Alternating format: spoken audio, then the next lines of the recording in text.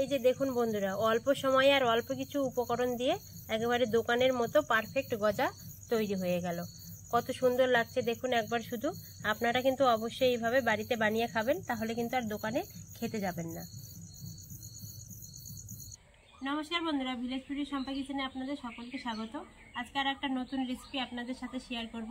আজকে আমি মিষ্টি দোকানের মতো একেবারে পারফেক্ট গজা আপনাদের খুব সহজে বানিয়ে দেখাবো। আপনারা পুরো ভিডিওটা প্রথম থেকে শেষ অবধি দেখতে থাকুন। আজকের গজা মিষ্টিটা কিন্তু খুব সুন্দর হবে আর খুব ইন্টারেস্টিং একটা ভিডিও হবে। দোকানের মতো পারফেক্ট মিষ্টি বানাতে গেলে কিন্তু তার পরিমাপটা সঠিক চাই। তার জন্য সঠিক পরিমাপ যদি হয় তাহলে দোকানের মতো একেবারে খাস্তা গজা তৈরি হবে। তাহলে চলুন বন্ধুরা, এখন তার জন্য পরিমাপ করে নিই। এখানে আমি এই বাটি দিয়ে 2 বাটি ময়দা নিয়ে নেব। 1 বাটি নিয়েছি আর 1 বাটি নিয়ে নেব। আপনারা যেরকম পরিমাণে বানাবেন সেই রকম মাপ করে নিয়ে নেবেন। এখানে 2 বাটি ময়দার মধ্যে 4 চামচের হাফ চামচ বেকিং সোডা দিয়ে দেব। এটা খাওয়ার সোডা। বেকিং পাউডার যদি আপনারা দেন তাহলে কিন্তু একটু বাড়িয়ে দিতে হবে, 1 চামচ দেওয়া লাগবে। আর একটু কালো জিরে দিয়ে দেব। আর এখানে আমি ঘি দিয়ে দেব। আপনারা চাইলে সাদা তেল দিয়েও বানাতে পারেন, বাটার দিয়েও বানাতে পারেন। ঘি দিলে এখানে একটু মিষ্টিটা, গজা মিষ্টিটা খেতে বেশি টেস্টি হয়। এখানে 4 চামচ ঘি দিয়ে দেব।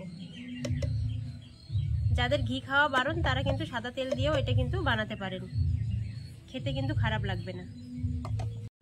ঘিটার সাথে ময়দাটা এখন ভালো করে ময়াম দিয়ে নিতে হবে। এই ময়ামটা যত সুন্দর দেওয়া হবে তত কিন্তু গজাগুলো ভেতরে খাস্তা আর রসালো হবে।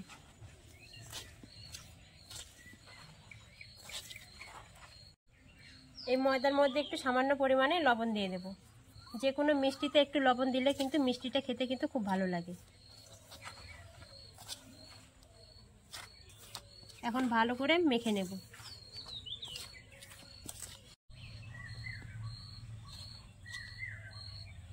বন্ধুরা 5-6 মিনিট সুন্দর করে ময়াম দিয়ে নিয়েছি। এই যে দেখুন, এরকম মুট করলে কিন্তু ময়দাটা মুট হয়ে যাচ্ছে, ভাঙছে না। হাত দিয়ে ভাঙলে কিন্তু আবার ভেঙে যাচ্ছে। এরকম করে ময়াম দিয়ে নিতে হবে। এখন অল্প অল্প করে জল দিয়ে ডো বানিয়ে নিতে হবে। একবারে বেশি জল দেওয়া যাবে না, বেশি জল দিলে ডোটা আবার নরম হয়ে যেতে পারে। আমরা প্রতিদিন যে রুটি লুচি খাই তার থেকে ডোটা কিন্তু একটু শক্ত করতে হবে। ডোটা হয়ে গেছে, এখন হাত দিয়ে একটু এইভাবে ডোটা করে নিতে হবে, তাহলে কিন্তু গজাগুলো ভেতরে আরও খাস্তা হবে।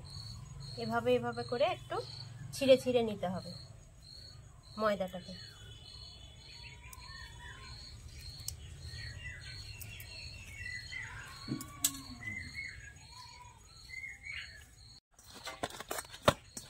এখন একটা সফট ডো হয়ে গেছে। এই ডোটা এখন কিছুক্ষণের জন্য ঢেকে রাখবো।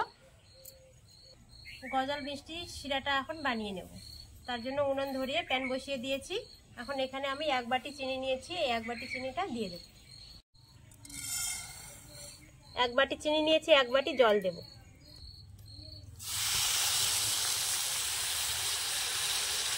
এখানে বেশি জল দেব না, তাহলে বেশি জ্বালাতে হবে না। বেশি জল না দিলে, 1 বাটি চিনিতে 1 বাটি জল দিলাম, তাহলে চিনিটা কিন্তু বেশিক্ষণ জ্বালাতে হবে না, তাড়াতাড়ি হয়ে যাবে শিরাটা। এখন চিনিটা গলে যাওয়া অবধি অপেক্ষা করব। চিনিটা গলে গেলেই কিন্তু শিরাটা তাড়াতাড়ি হয়ে যাবে।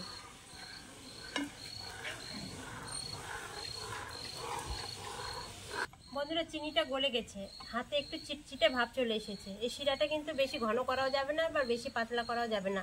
একটু হাতে চিটচিটে ভাব এলেই নামিয়ে নিতে হবে। এখন নামিয়ে নেব।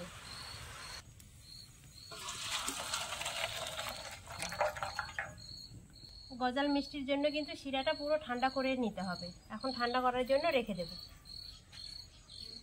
এখন ময়দার ডোটা নিয়ে নেব, নিয়ে ভালো করে একটু বেলে নেব।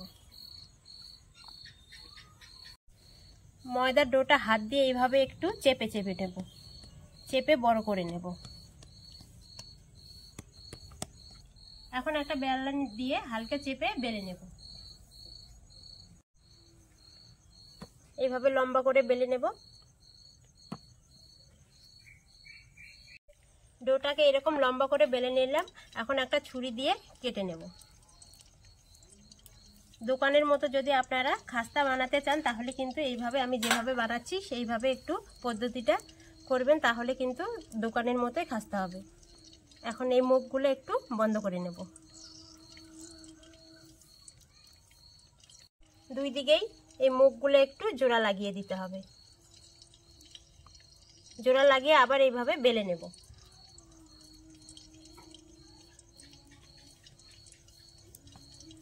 এইভাবে বারবারে বেলে আবার কেটে আবার এইভাবে লেয়ার দিয়ে নিতে হবে। গজাগুলো খাস্তা আর মুচমুচে হবে। আবার একই রকম ভাবে এইভাবে কেটে নেব।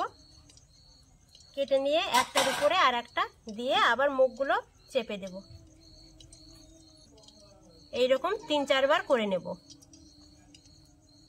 এখন আবার বেলে নেব।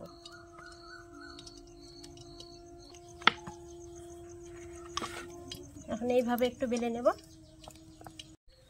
বন্ধুরা, আমার লম্বা ভাবে 3-4 বার লেয়ার দেওয়া হয়ে গেছে।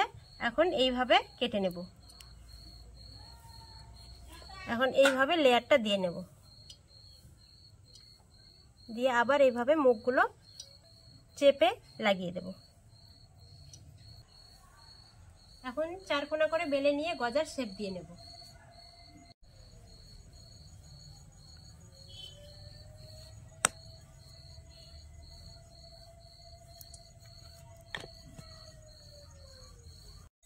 এখন একটা ছুরি দিয়ে গজাগুলো কেটে নেব।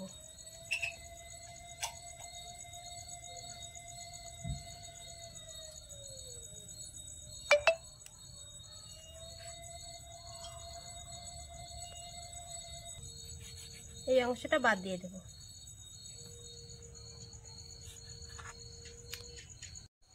এই যে বন্ধুরা দেখুন কত সুন্দর এখনই লেয়ার তৈরি হয়েছে। এখন একটা একটা করে পিস পিস করে কেটে নেব।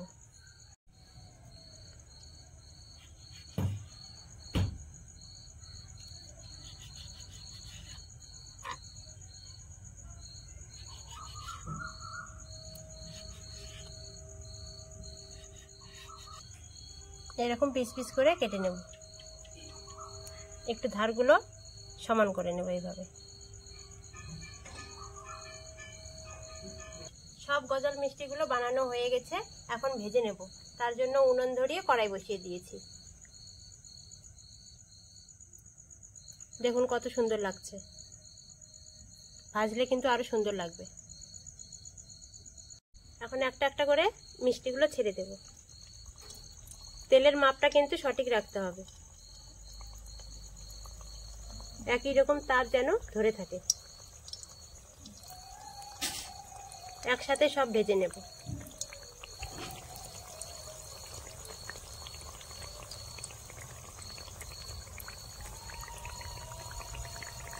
বন্ধুরা, প্রথমে কিন্তু খুন্তি দিয়ে নাড়া যাবে না। এইভাবে একটু 2 হাতে ধরে ঝাঁকিয়ে দিতে হবে।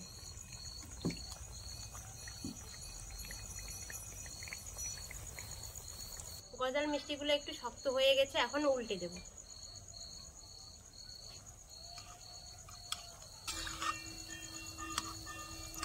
দেখুন এই পিঠটা লাল হয়ে গেছে।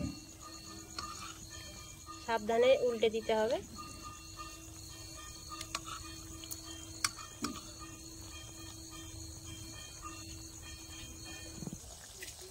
দেখুন বন্ধুরা, উল্টে নিয়েছি, কত সুন্দর কালার এসেছে আর ফুলে ফুলে কত বড় হয়েছে।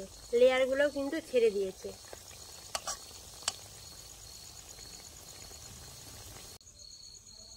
গজা ভাজার জন্য তেলটা কিন্তু মিডিয়াম রাখতে হবে, কেননা গজাটা ভেতর থেকে ভাজা হবে। তেলটা বেশি গরম হলে উপরে পুড়ে যাবে, কিন্তু ভেতরে কাঁচা থেকে যাবে।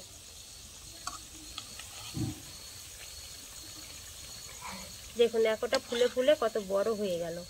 আর গজার দেখুন এই যে একটু ফেটে গেলে কিন্তু ভালো লাগে খেতে আরো।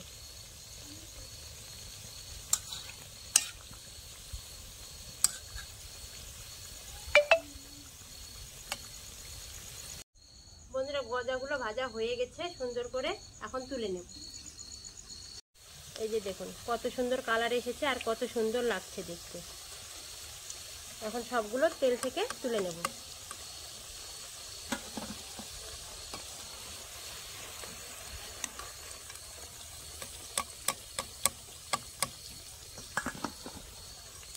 এইরকম সহজে আপনারা অবশ্যই কিন্তু বাড়িতে গজা বানিয়ে খাবেন, তাহলে কিন্তু আর দোকানে যেতে হবে না। একেবারে দোকানের মতো পারফেক্ট গজা তৈরি হবে।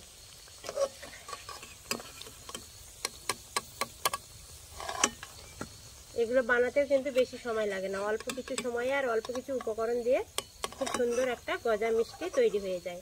আর মিষ্টি তো আমাদের সকলেরই পছন্দ। গজাল মিষ্টিগুলো ভেজে তুলে নিয়েছি। দেখুন বন্ধুরা, একবার কত সুন্দর লাগছে, একেবারে দোকানের মতো পারফেক্ট গজা। এই যে দেখুন, এখন এগুলো একটু ঠান্ডা করে নিতে হবে। ঠান্ডা করে নিয়ে শিরার মধ্যে দিয়ে দিতে হবে। এখন ঠান্ডা হয়ে গেছে, এখন শিরার মধ্যে দিয়ে দেব। একটা একটা করে শিরার মধ্যে দিয়ে দেব। আগে এক পিঠটা শিরার মধ্যে ডুবিয়ে নেব, তারপরে উল্টে দেব। এই যে দেখুন, গজা কিন্তু একটু ফেটে গেলেও কিন্তু ভালো লাগে খেতে।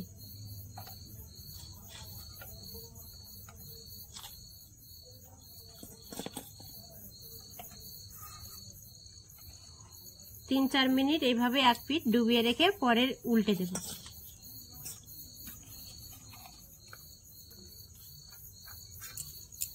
এক পিঠটা শিরার মধ্যে 2-3 মিনিট ভিজিয়ে রাখলাম, এখন উল্টে দেব। উল্টে দিয়ে আর এক পিঠটা 2-3 মিনিট শিরার মধ্যে ভিজিয়ে রাখবো। এইভাবে সব উল্টে উল্টে দেব।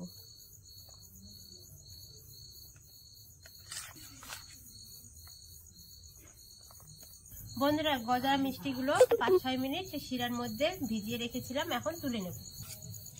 সুন্দরভাবে রস ঢুকে গেছে মিষ্টিগুলোর মধ্যে। দেখুন কতটা সুন্দর লাগছে।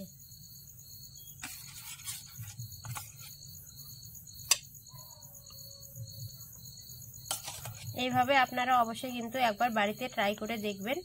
একবার বানিয়ে খেলে কিন্তু আর দোকানে গজা কিনে খেতে যাবেন না, বাড়িতেই বানিয়ে খাবেন অল্প খরচে অনেকগুলো গজা।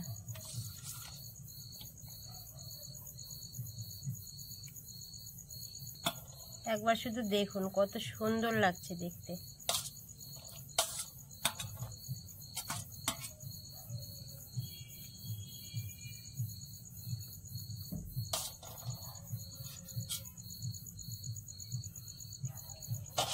সব মিষ্টিগুলো এখন তুলে নিয়েছি। দেখুন কত সুন্দর লাগছে দেখতে। একটা আপনাদের ভেঙে দেখাবো কেমন হয়েছে।